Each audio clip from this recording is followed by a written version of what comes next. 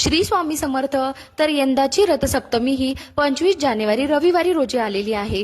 रथसप्तमी हा दिवस सूर्यदेवांचा जन्मदिवस म्हणून आपण साजरा करतो.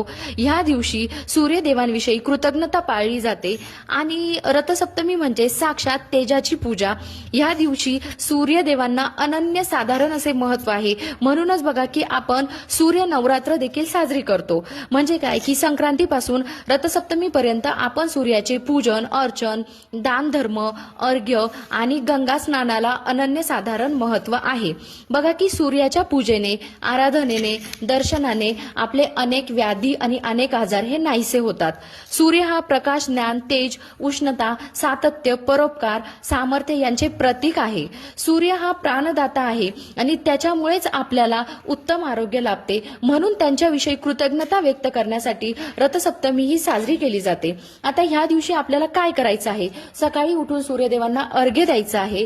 तांब्यामध्ये आपल्याला पाणी, फुलं, गंध, अक्षता टाकायचे आहे. तांबडं फूल टाकायचं आहे आणि त्याच्यामध्ये थोडेसे पांढरे तीळ टाकायचे आहे आणि सूर्यदेवांना अर्घ्य द्यायचं आहे. अर्घ्य देताना आपल्याला मंत्र म्हणायचा आहे. ओम घृणी सूर्याय नमः, किंवा मग ओम सूर्याय नमः, ओम आदित्याय नमः, ओम भास्कराय नमः असं म्हणून आपल्याला अर्घ्य द्यायचं आहे. नंतर आपल्याला रथसप्तमीची पूजा अगदी साधी सोपी मांडायची आहे.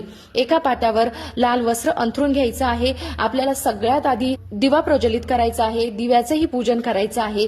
त्याच्यानंतर आपल्याला गणपती बाप्पांचं पूजन करायचं आहे. नंतर आपल्याला सूर्यदेवांची प्रतिमा किंवा मग सूर्यदेवांचं चिन्ह, हेही नसेल तर सरळ सूर्यदेवांचं चित्र काढून आपल्याला ठेवायचं आहे आणि त्यांची पण फुलं, गंध, अक्षदा अर्पण करून पूजा करायची आहे. त्यांना नैवेद्य दाखवायचा आहे आणि आपल्याला आपल्या घरामधले 7 धान्य किंवा मग 12 धान्यांची पूजा करायची आहे.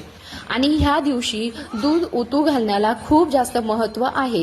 हे दूध खरं तर आपल्या बाहेर अंगणामध्ये जिथे तुळस असते ना, तर तिथे उतू घालायचं असतं. ते शक्य नसेल तर तुम्ही घरामध्येही दूध उतू घालू शकता. पण दूध उतू घालवण्याला खूप जास्त महत्व आहे, कारण की हा सूर्याचा नैवेद्य मानला जातो. श्री स्वामी समर्थ.